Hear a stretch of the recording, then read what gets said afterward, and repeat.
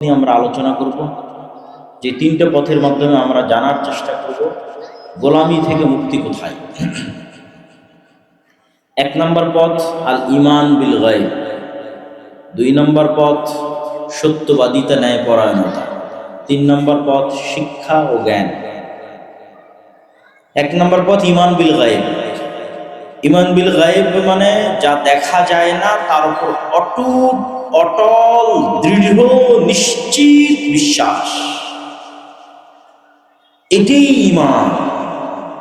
এখানে আব্দুল্লাহ বিন আব্দুর রাজ্জাক এসেছে, একটা হিন্দুকে বললেও বিশ্বাস করে, কিন্তু এখানে ফেরেশতা আছে, এইটা যে এর চেয়ে বেশি বিশ্বাস করতে পারবে যে আব্দুল্লাহ বিন আব্দুর রাজ্জাক আছে, এটা যত সত্য এর চেয়ে বেশি সত্য এখানে ফেরেশতা আছে, এই মুমিন। ইমান বিল গায়ব, না দেখা জিনিসে বিশ্বাস করা। না দেখা জিনিসের উপর বিশ্বাস হতে হবে দেখা জিনিসের চেয়ে বেশি, ইয়াকিনের লেভেলে। আলিফ লাম মিম যালিকাল কিতাবু লা রাইবা ফীহি হুদাল লিল মুত্তাকিন আল্লাযীনা ইউমিনুনা বিল গায়ব। এক নাম্বার কোরআন শুরুই হয়েছে যে মুমিন ওরাই, মুত্তাকি ওরাই যারা গায়েবে বিশ্বাস করে।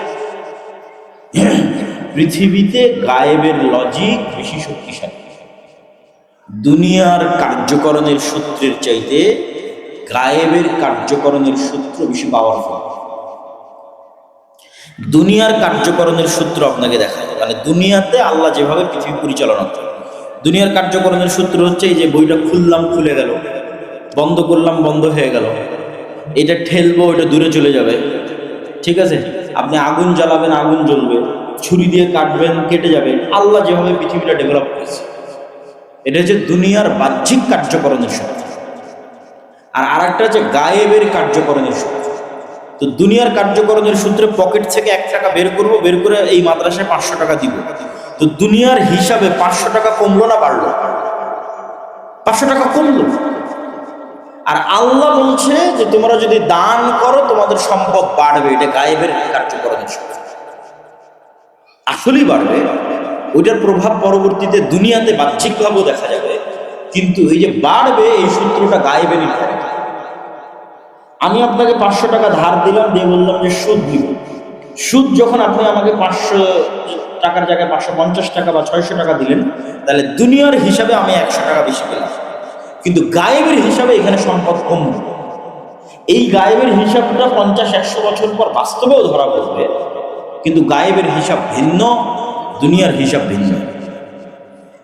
তো এই গায়েবের উপর যার ইয়াকিন হবে, ইয়াকিনের লেভেলে, ওয়াবিল আখিরাতি হুম ইউকিনুন, যে পরকালের উপর বিশ্বাস ইয়াকিনের লেভেলে।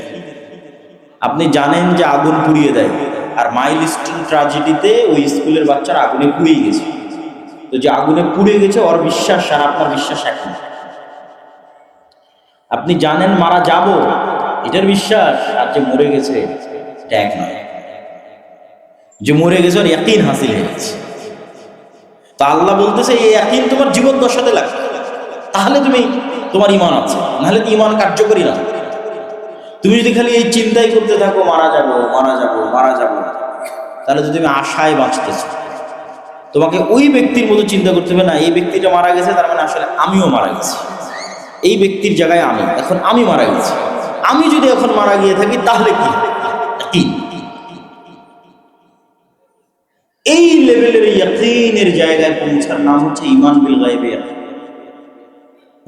ইমান বিল গায়বে ইয়াকিন ছাড়া মুসলমানদের বিজয় অতীতে কোনোদিন হয়নি, ভবিষ্যতে কোনোদিন হবে না, এখনো হচ্ছে না।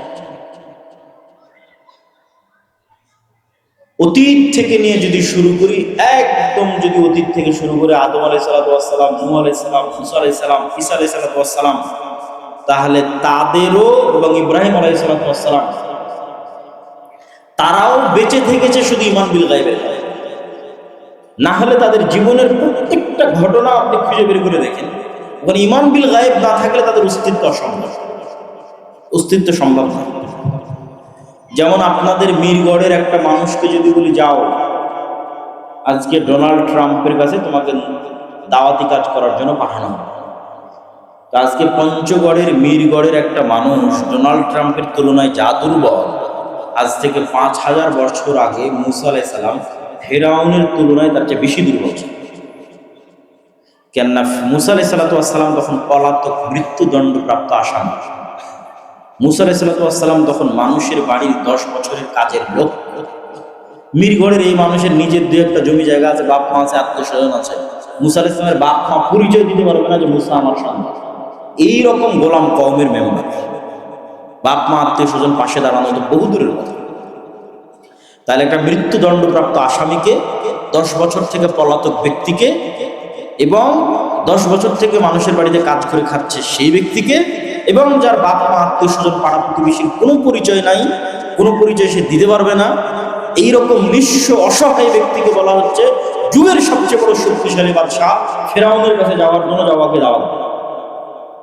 মিরগড়ের একটা মানুষ আজ ডোনাল্ড ট্রাম্পের কাছে দাওয়াত দিতে যাবে, এর চেয়ে দুর্বল মুসা আলাইহিস সালাম।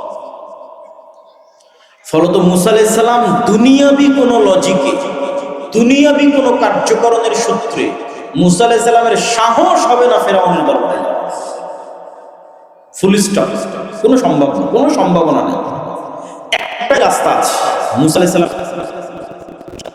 বলে কিছু আছে পৃথিবীতে, যা চোখে দেখো তাই সব কিছু নয়। এখানে অদৃশ্য জগৎ বলে একটা জগৎ আছে, সেই অদৃশ্য জগতে মহান আল্লাহ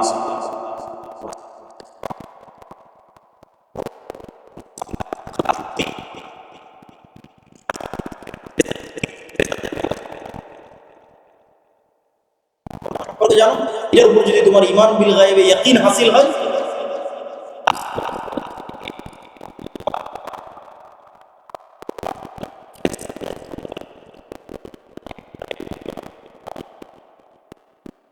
এই বিশ্বাস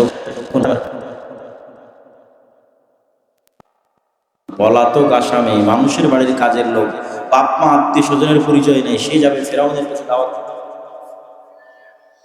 তখন আল্লাহ সুবহানাহু ওয়া তাআলা মুসা আলাইহিস সালামকে বললেন, মুসা তোমার হাতে কি? লাঠি। আল্লাহ